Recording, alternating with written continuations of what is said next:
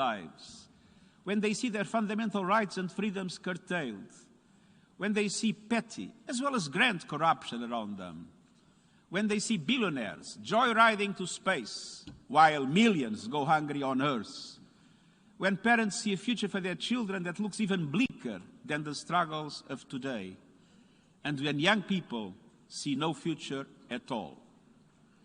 The people we serve and represent may lose faith not only in their governments and institutions, but in the values that have animated the work of the United Nations for over 75 years. Peace, human rights, dignity for all, equality, justice, solidarity. Like never before, core values are in the crosshairs. A breakdown in trust is leading to a breakdown in values. Promises, after all, are worthless if people do not see results in their daily lives. Failure to deliver creates space for some of the darkest impulses of humanity. It provides oxygen for easy fixes, pseudo-solutions, and conspiracy theories. It is kindling to stoke ancient grievances, cultural supremacy, ideological dominance, violent misogyny, the targeting of the most vulnerable, including refugees and migrants. Excellencies, we face a moment of truth. Now is the time to deliver. Now is the time to restore trust. And now is the time to inspire hope. And I do have hope. The problems we have created are problems we can solve. Humanity has shown that we are capable of great things when we work together. And that is the raison d'être of our United Nations. But let's be frank. Today's multilateral system is too limited in its instruments and capacities in relation to what is needed for effective governance of managing global public goods. It is too fixed on the short term. We need to strengthen global governance. We need to focus on the future. We need to renew the social contract. And we need to ensure a United Nations fit for a new era. That is why I presented my report on our common agenda in the way I did. It provides a 360-degree analysis of the state of our world with 90 specific recommendations that take on the challenges of today and strengthen multilateralism for tomorrow. Our common agenda builds on the UN Charter, the Universal Declaration of Human Rights, the 2030 Agenda for Sustainable Development, and the Paris Climate Agreement. It is in line with the mandate I was given by the UN 75 Declaration to seek a pathway to a better world. But to reach that land of our promises, we must bridge great divides. Excellencies, I see 6 great divides, 6 Grand Canyons that we must bridge now. First, we must bridge the peace divide. For far too many around the world, peace and stability remain a distant dream. In Afghanistan, where we must boost humanitarian assistance and defend human rights, especially of women and girls. In Ethiopia, where we call on parties to immediately cease hostilities, ensure humanitarian access, and create the conditions for the start of an Ethiopian-led political dialogue. In Myanmar, where we reaffirm unwavering support to the people in their pursuit of democracy, peace, human rights, and the rule of law. In the Sahel, where we are committed to mobilizing international assistance for regional security, development, and governance. In places such as Yemen, Libya, and Syria, where we must overcome stalemates and push for peace. In Israel and Palestine, where we urge leaders to resume a meaningful dialogue, recognizing the two-state solution as the only pathway to a just and comprehensive peace. In Haiti and so many other places left behind, where we stand in solidarity through every step out of crisis. Excellencies, we are seeing an explosion in seizures of power by force. Military coups are back. And the lack of unity among the international community does not help. Geopolitical divisions are undermining international cooperation and limiting the capacity of the Security Council to take the necessary decisions. A sense of impunity is taking hold. And at the same time, it will be impossible to address dramatic economic and developed challenges while the world's 2 largest economies are at odds with each other. Yet I fear our world is creeping towards two different sets of economic, trade, financial and technological rules, two divergent approaches in the development of artificial intelligence, and ultimately the risk of two different military and geopolitical strategies. And this is a recipe for trouble. It would be far less predictable than the Cold War. To restore trust and inspire hope, we need cooperation, we need dialogue, we need understanding. We need to invest in prevention, peacekeeping and peace building. We need progress on nuclear disarmament and in our shared efforts to counter terrorism. We need actions anchored in respect for human rights, and we need a new comprehensive agenda for peace. Excellencies, second, we must bridge the climate divide. This requires bridging trust between North and South. It starts by doing all we can now to create the conditions for success in Glasgow.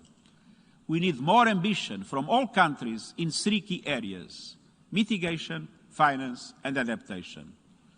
More ambition on mitigation means countries committing to carbon neutrality by mid-century and to concrete 2030 emissions reductions targets that will get us there, backed up with credible actions now. More ambition on finance means developing nations finally seeing the promised $100 billion a year for climate action, fully mobilizing the resources of both international financial institutions and the private sector too. And more ambition on adaptation means developed countries living up to their promise of credible support to developing countries to build resilience to save lives and livelihoods. And this means 50% of all climate finance provided by developed countries and multilateral development banks should be dedicated to adaptation. The African Development Bank set the bar in 2019 by allocating half of its climate finance to adaptation. Some donor countries have followed their lead. All must do so. My message to every member state is this: don't wait for others to make the first move. Do your part. Around the world, we see civil society, led by young people, fully mobilized to tackle the climate crisis. The private sector is increasingly stepping up. Governments must also summon the full force of their fiscal policy-making powers to make the shift to green economies. By taxing carbon and pollution instead of people's income, to more easily make switch to sustainable green jobs. By ending subsidies to fossil fuels and freeing up resources to invest back into healthcare, education, renewable energy, sustainable food systems and social protection for their people. By committing to no new coal plants. If all planned coal power plants become operational, we will not only be clearly above 1.5 degrees, we will be well above 2 degrees, and the Paris targets will go up in smoke. This is a planetary emergency. We need coalitions of solidarity between countries that still depend heavily on coal and countries that have the financial and technical resources to support their transition. We have the opportunity and the obligation to act. Excellencies, third, we must bridge the gap between rich and poor, within and among countries. That starts by ending the pandemic for everyone, everywhere. We urgently need a global vaccination plan to at least double vaccine production and ensure that vaccines reach 70% of the world's population in the first half of 2022. This plan could be implemented by an emergency task force made up of present and potential vaccine producers, the World Health Organization, ACT accelerator partners and international financial institutions working with pharmaceutical companies. We have no time to lose. A lopsided recovery is deepening inequalities. Richer countries could reach pre-pandemic growth rates by the end of this year, while the impacts may last for years in low-income countries. Is it any wonder? Advanced economies are investing nearly 28% of their gross domestic product into economic recovery. For middle-income countries, that number falls to 6.5%, and it plummets to 1.8% for the least developed countries, a tiny percentage of a much smaller amount. In sub-Saharan Africa, the International Monetary Fund projects that cumulative economic growth per capita over the next 5 years will be 75% less than the rest of the world. Many countries need an urgent injection of liquidity. I welcome the issuance of $650 billion in special drawing rights by the International Monetary Fund. But these SDRs are largely going to the countries that need them least. Advanced economies should reallocate their surplus SDRs to countries in need. SDRs are not a silver bullet, but they provide space for sustainable recovery and growth.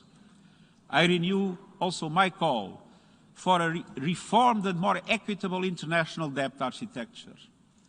The Debt Service Suspension Initiative must be extended to 2022 and should be available to all highly indebted, vulnerable and middle-income countries that request it. This would be solidarity in action. Countries shouldn't have to choose between servicing debt and serving people. With effective international solidarity, it would be possible at the national level to forge a new social contract that includes universal health coverage and income protection, housing and decent work, quality education for all, and an end to discrimination and violence against women and girls. I call on countries to reform their tax systems and finally end tax evasion, money laundering, and illicit financial flows. And as we look ahead, we need a better system of prevention and preparedness for all major global risks. We must support the recommendations of the Independent Panel for Pandemic Preparedness and Response. I have put forward a number of other proposals in our common agenda, including an emergency platform and a Futures Lab. Mesdames et Messieurs, Excellencies, fourth, we must bridge the gender divide. COVID-19 exposed and amplified the world's most enduring injustice, the power imbalance between men and women. When the pandemic hit, women were the majority of frontline workers. They were the first to lose their jobs and first to put their careers on hold to care for those close to them. Girls were disproportionately hit by school closures that limit their development and increase the risk of abuse, violence, and child marriage. Bridging the gender divide is not only a matter of justice for women and girls.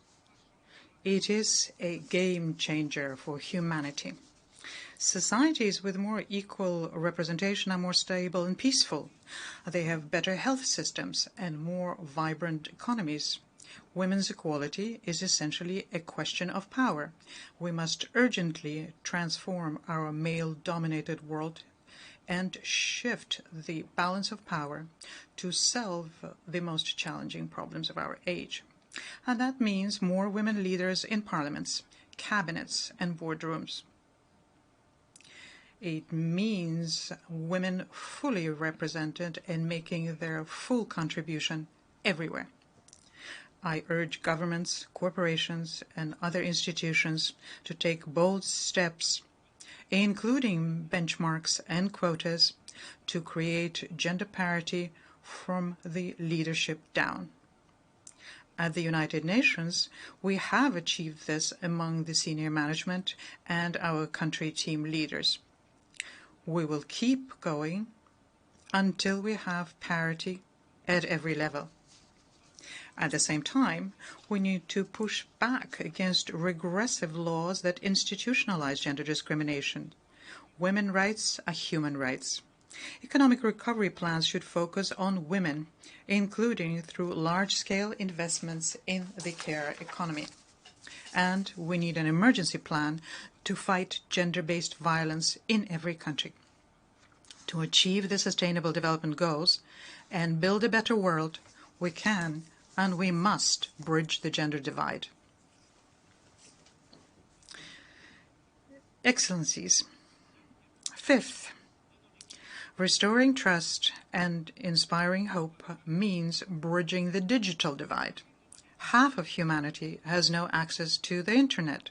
We must connect everyone by 2030. And this is a vision of my roadmap for digital cooperation, to embrace the promise of digital technology while protecting people from its perils. One of the greatest perils we face is a growing reach of digital platforms and the use and abuse of data. A vast library of information is being assembled about each one of us, and we don't even have the keys to them. Ces informations We don't know how this information has been collected, by whom, or for what purposes. But we do know our data is being used commercially to boost corporate profits. Our behavior patterns are being commodified and sold like futures contracts. Our data is also being used to influence our perceptions and opinions.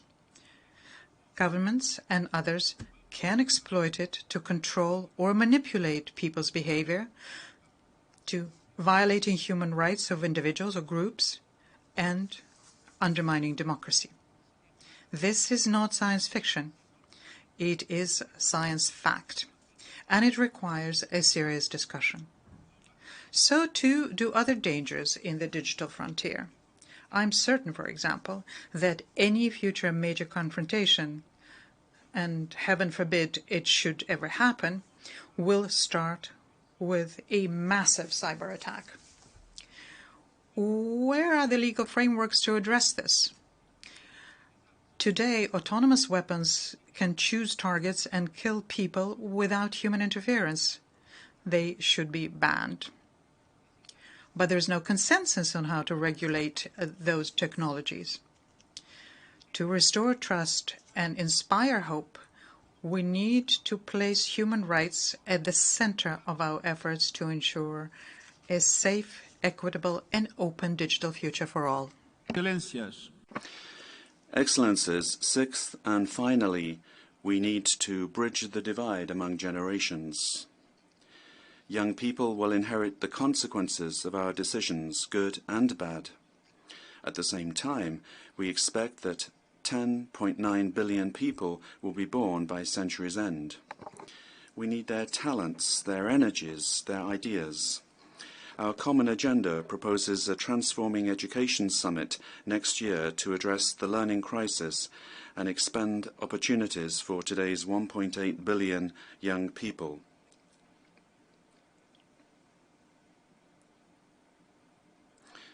But young people need more than support. They need a seat at the table. And for this, I will appoint a special envoy for future generations and create the United Nations Youth Office.